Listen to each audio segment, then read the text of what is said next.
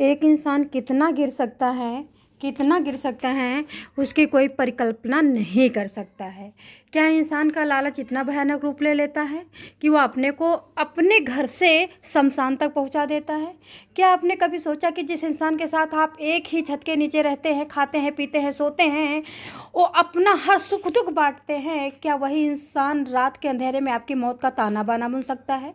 आज की कहानी आपको आप आम अपराध यानी कि मान के चलो जो रोज़ के एक्सीडेंट होते हैं उनसे अलग है। यह एक ऐसी घटना है जो इंसानी मानसिकता के सबसे काले और घिनौने सच को आपके सामने ला करके खड़े कर देगी।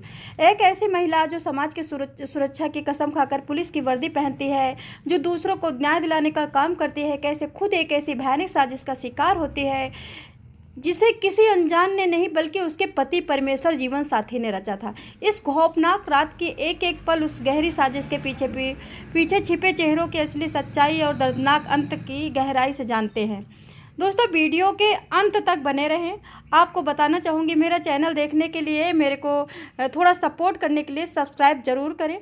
इस कहानी की शुरुआत होती है 25 फरवरी की उस सर्द और रहस्यमयी रात को, जहाँ पे थानागंज क्षेत्र के अंतर्गत आने वाला नैनीताल नेशनल हाईवे पहाड़ों की तरफ जाने वाला रास्ता।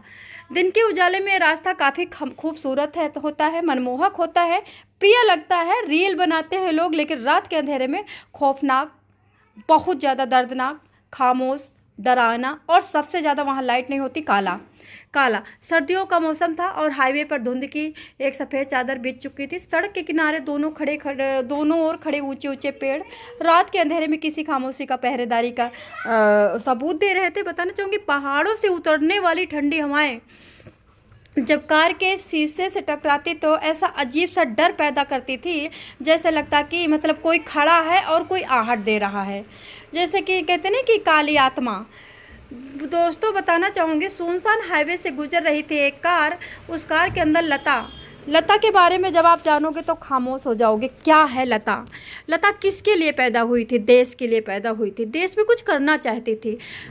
मतलब अपने मायके वाले के जितने गांव के लोग थे उनके ताने सह करके, उनके अकलंक सह करके, उनके अपराध सह करके, उनकी हंसी सह करके पुलिस विभाग में एक बहुत अच्छी सी पोस्ट पाई थी लता ने।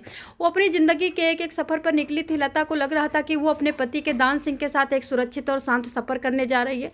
बाहर की दुनिया कितनी भी ठंडी और ख़तरनाक क्यों ना हो, एक पत्नी को अपने पति के साथ हमेशा सुरक्षा महसूस होता है। लता इस बात से पूरी तरह से अनजान थी कि बाहर की धुंध से कहीं ज़्यादा गहरा काला साया रावण या राक्षस या कह सकते यमराज उसके बगल में बैठा है। जरा भी अंदाजा नहीं था लता को जिस रास्ते पर जा रही तो मौत का रास्ता है, किस मंजिल की तरफ जा रही है, बल्कि एक भयानक अंत की तरफ जा रहा है।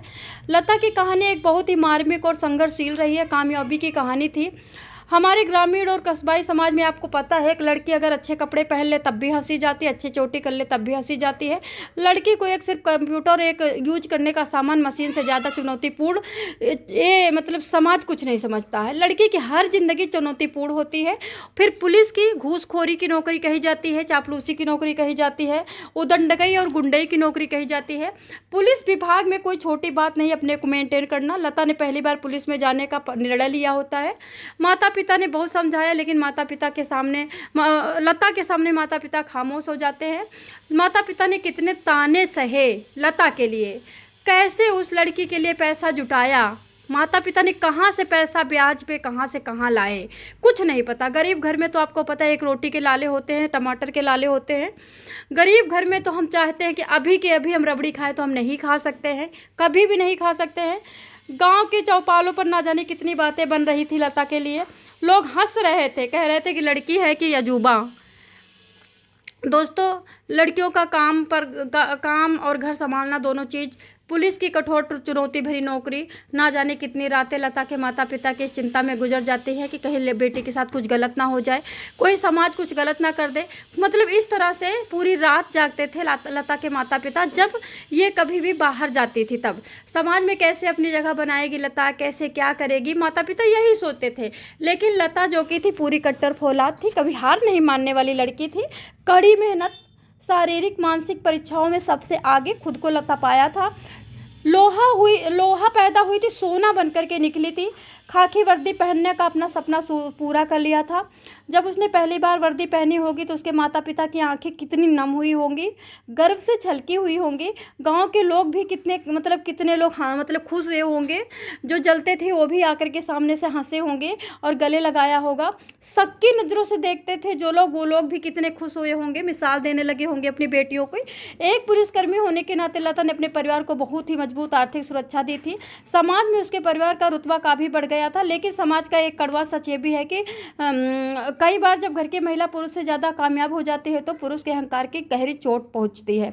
दान सिंह जो कि लता का पति होता था, शायद कुछ ऐसा ही था। उसे गर्व नहीं था अपनी पत्नी पे, उसे घमंड नहीं था अपनी पत्नी पे। उसने पत्नी को अपने रुतबा में, अपने गांव में ऐसे पेश किया जैसे लगता कि वही पुलिस में हुआ हो, पत्नी ना हुई हो। उसके वैसे तो ये सब सोच पतन का कारण होती है। अहंकार इंसान के भगवान का भोजन होता है। अहंकार करने वाला अपने आप धीरे धीरे गलित और दलित हो जाता है। दोस्तों बताना चाहूँगी, दान सिंह लालच की आंधी थी। आंधी क्या, तूफान था, तूफान। दान सिंह के लालच का कोई अंत नहीं था। दान सिंह कोई ऐसा इंसान नहीं था जो मेहनत करके रोटी कमाता और फिर जाकर के वहाँ पे संघर्षशील पत्नी का साथ देता। पत्नी की कामयाबी को एक साथी की तरह नहीं बल्कि सिर्फ एक लालच, आर्थिक साधन, यूँ कहो कि एंजॉय का साधन बना करके बैठा था।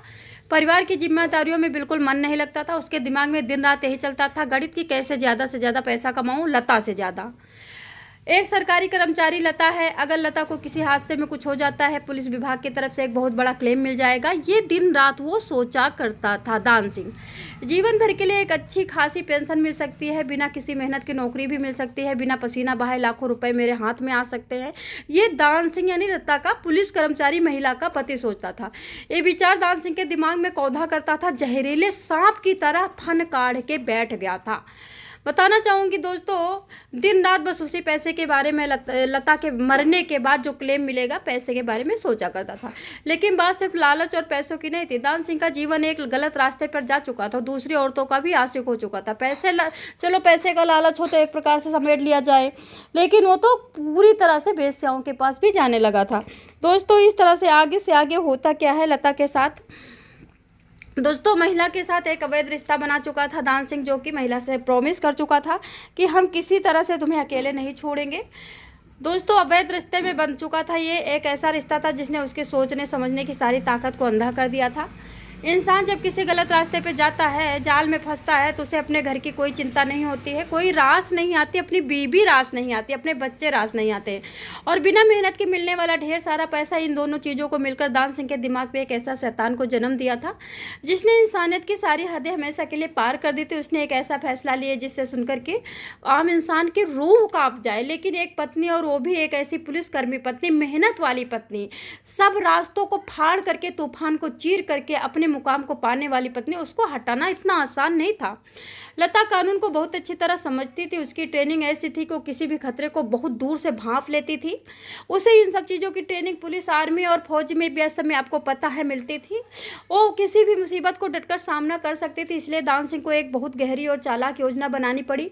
वो इस खौफनाक को अकेले कभी अंजाम नहीं दे सकता था, लेकिन उसे कुछ ऐसे लोग की तलाश हुई जो जिस तरह का होता है उस तरह के लोग भी मिल जाते हैं। जैसा जो कहते हैं कुत्ता कुत्ते के पास जाता है, शेर शेर की भीड़ में रहता है।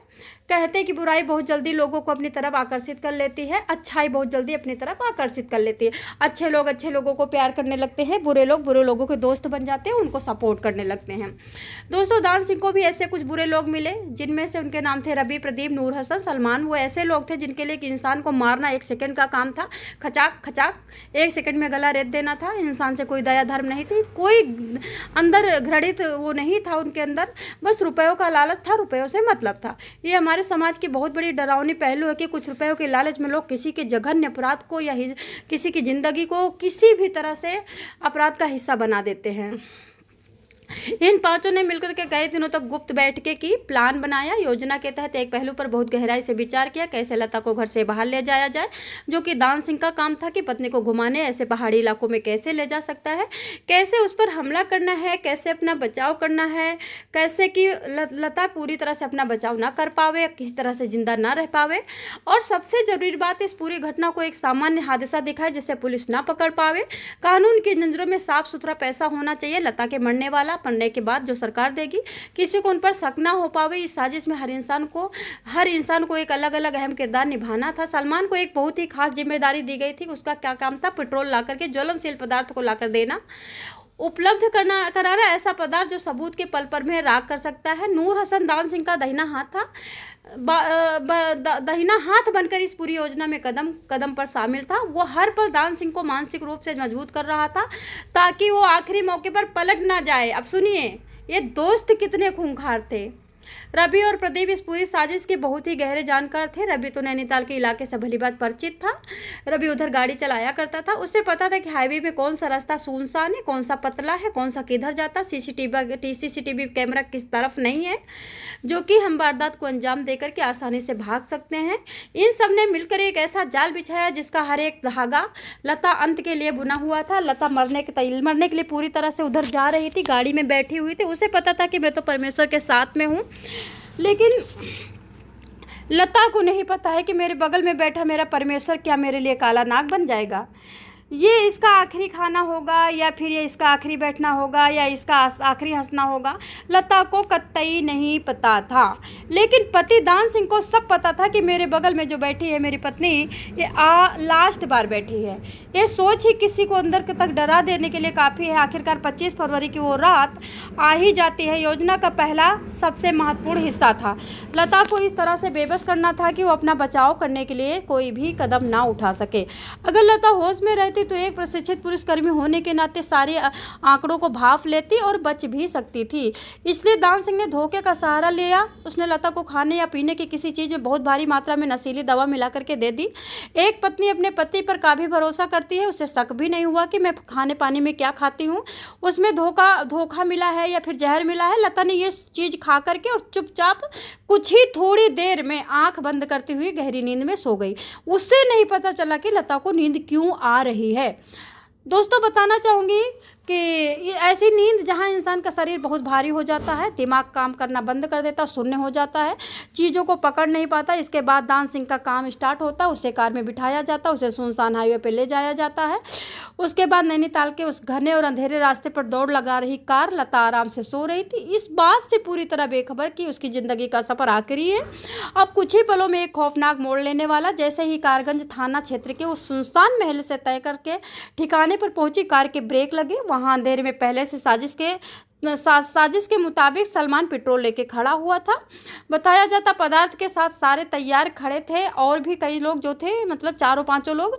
उस खामोश रात में जब कार के दरवाजे खुले होंगे तो वहाँ सिर्फ एक ही अजीब सा सन्नाटा हुआ होगा, यानी एक ही अजीब सा सन्नाटा रहा होगा, वो रहा होगा दान सिंह।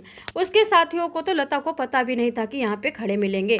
ये प्लान सिर्फ दान सिंह का था। दान सिंह को सब कुछ पता था। उसके साथियों ने बिना किसी देरी के बिना दया के या किसी प्रकार की उसके डर के भय के पूरी कार पर अंदर और बाहर से पेट्रोल छिड़क दिया। शायद लता के बेहोश दिमाग पर पहुंची होगी जरूर पेट्रोल की महक, इसी वजह से वो जागी। लेकिन वो इतनी गहरी नींद में सोई थी कि आंखें फिर से बंद हो गई। दोस्तों ये इतना डरावना हिस्सा था, इतना डरावना अंजाम था कि एक चिंगारी जलाई जाती है, पलक झपकते ही कार पे फेंक दी जाती है। कार भयानक गोले में जाकर के एक आग्नि का गोला बन जाती है। कार बिल्कुल धूं धूं करके जलने लगती है। आग की लपटें इतनी तेज होती है कि किसी को कुछ दिखाई नहीं देता है कि कार के अंदर क्या हो रहा है। इतनी भयंकर थी कि उन्होंने आसपास के खामोश पेड़ों को भी रोशन कर दिया था। पूरा लाइट जल चुकी थी। बताना चाहूँगी कि कार के अंदर का जो तापमान था कुछ ही सेकंड में गर्म हो गया, यानी असहनीय हो गया। अब बताइए, पत्नी कोई बेहोश तो थी नहीं, नींद में थी। एक पति अपनी ही आंखों के सामने अपनी पत्नी को उस भयानक स्थिति में छोड़ करके खड़ा था, इंतजार कर रहा था। और उसकी आंखों में ना तो कोई शर्म थी, ना तो कोई हया था, ना तो कोई पछतावा था, बल्कि लालच की एक अजीब सी चमक थी। लेकिन कई बार इंसान के शरीर ऐसे चमत्कार कर जाते हैं जिसकी विज्ञान भी कल्पना नहीं कर सकता है। जिंदगी बचाने की असीम तड़प लता के उस बेहोश शरीर को एक प्रकार में ऊर्जा भर देती है। शब्दों में बयान नहीं किया जाता। उसके पास ट्रेनिंग थी, पुलिस की ट्रेनिंग थी जो कि भरपूर थी, मजबूत थी, दिमाग लगा करके उसने नौकरी पाई थी, कहीं से घूस दे करके नहीं पाई थी। दोस्तों बताना चाहूँगी, उन भयंकर लपटों और धुएं के घुटते हुए माहौल के बीच लता को कुछ होश आता है। उसका शरीर बहुत बुरी स्थिति में था, हर एक नस में एक भयंकर दर्द था, लेकिन फिर भी उसने पूरी ताकत लगाकर उस कार का दरवाजा खोलने की कोशिश करी और चमत्कारिक रूप से वो सफल भी हो गई। खुद को इस भयानक स्थिति से बाहर निकालने में कामयाब भी हो गई। जब वो लड़खड़ाते हुए उस कार से बाहर गिरी होगी तो उसे लगा होगा कि शायद अब वो बच जाएगी। शायद उसे लगा होगा कि उसके सामने खड़ा उसका पति आएगा, तड़पता हुआ, रोता हुआ, चीखता हुआ, भागकर उसके बाहों में लेगा, उसको भाग करके उसकी मदद करेगा, तुरंत किसी अस्पताल में ले जाएगा। लेकिन लता देख रही थी ऐसा कुछ भी नहीं हुआ। उसके पति के आंखों में खूंखारपन था, दया नहीं थी। लता को अंदाजा भी नहीं था कि दान सिंह वहां से बचाने के लिए नहीं बल्कि पूरी तरह से खत्म करने के लिए इरादे से खड़ा था। जब दान सिंह और उसके साथियों ने लता को कार से बाहर निकलते देखा तो उनके होश तो उड़ गए। उनकी इतनी दिनों की पूरी घटना गहरे खतरे में पड़ चुकी थी। अगर लता जिंदा बच जाती, उसे अस्पताल ले जाया जाता, वो अपना बयान दे देती। इन सभी का कानून के शिकंजे में फंसना पूरी तरह से तय था। दान सिंह किसी भी कीमत पर यह जोखिम नहीं ले सकता था। उसने तुरंत एक नई बेहद खौफनाक चाल चली। उसने लता को बचाने के लिए नाटक किया। उसे एक दूसरी गाड़ी में बिठाया गया। लता की हालत बहुत ही खराब थी। बताना चाहूँगी उनके 4 दोस्त थे, उनके साथ पास अपने अलग अलग बाइक, कार वगैरह सब थे। उनको दूसरी कार में बिठाया जाता है। हालत बहुत रद्द थी। उसकी सांसें बहुत भारी हो रही थी। वो दर्द के मारे चीख रही थी। लेकिन गाड़ी अस्पताल की तरफ बढ़ ही रही थी कि रास्ते में दान सिंह ने अपने लालच का सबसे डरावना रूप दिखाया। उसने देखा कि उसकी पहली योजना पूरी तरह असफल नहीं हुई है, असफल हो गई है। तब उसने क्या किया, उसने गाड़ी के अंदर एक बहुत बड़ी भारी औजार निकाला। उस बंद जगह में उसने उस औजार से लता पर ऐसा जानलेवा हमला किया, वार किया, जिसने हमेशा के लिए उसकी आवाज़ को छीन लिया। हमेशा दूसरों को न्याय दिलाने वाली होनहार पुलिसकर्मी अपनी गाड़ी के अंदर अपने पति के हाथों से गहरी साजिश का शिकार हो चुकी थी। दर्दनाक घटना, इतना बेहद दर्दनीय घटना, खबर इलाके में फैली, हर जगह मातम छा गया था। शुरुआत में पुलिस विभाग को यही लगा कि हादसा था, तकनीकी खराबी थी, इसी कारण कार में अचानक आग लगी होगी, पर ये एक बहुत ही दुखद हादसा था। लेकिन जब पुलिस फॉरेंसिक टीम घटना स्थल पर पहुंची वहाँ और बहुत ही बारीकी से जांच शुरू हुई तो सच्चाई के पर्दे धीरे धीरे खुलने लगे।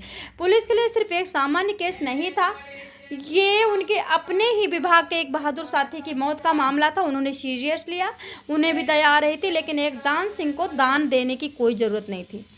जांच बहुत ही गहराई और लगन से की गई। कार के जलने का पैटर्न परखा गया। सड़क पर मौजूद कुछ बारीक सुराग मिलाए गए। जब सारी जांच आगे बढ़ी तो एक बहुत ही चौंकाने वाला सच सामने आता है।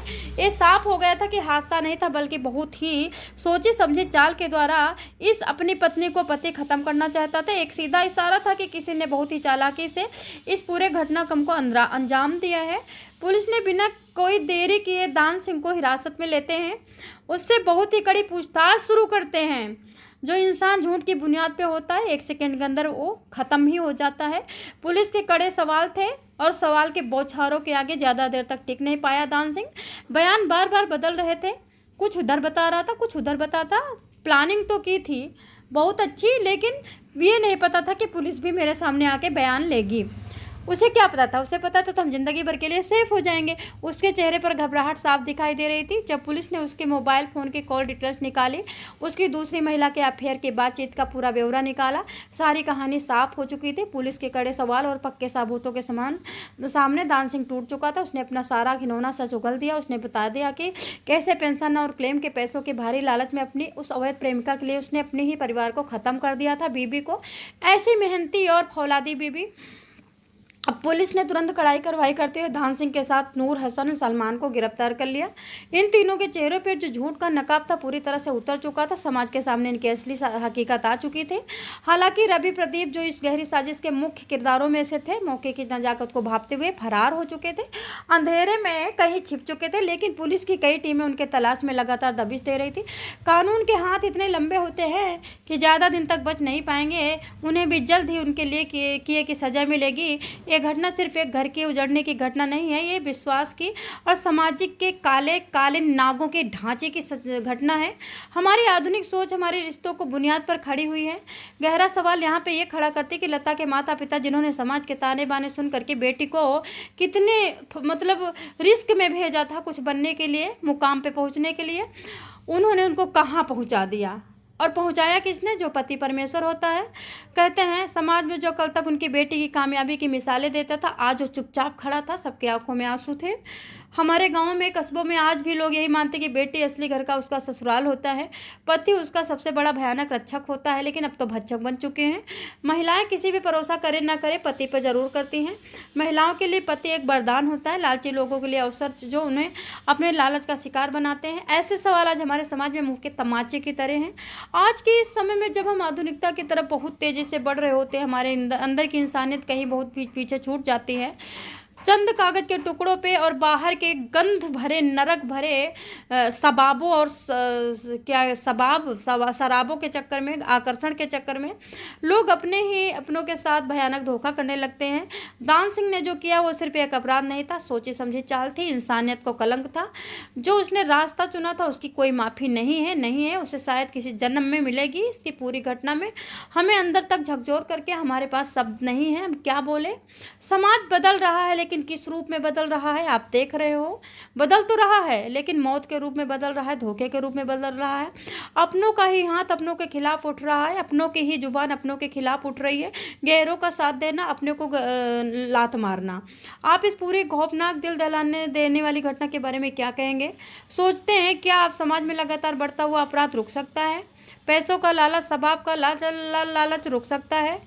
आप लोग ज़रूर बताएंगे। हमारे चैनल पे जो आपको ये स्टोरी मिलती है, सच्ची स्टोरी होती है, इनके बारे में आप लोगों का क्या कहना? जय श्री कृष्ण, हर हर महादेव।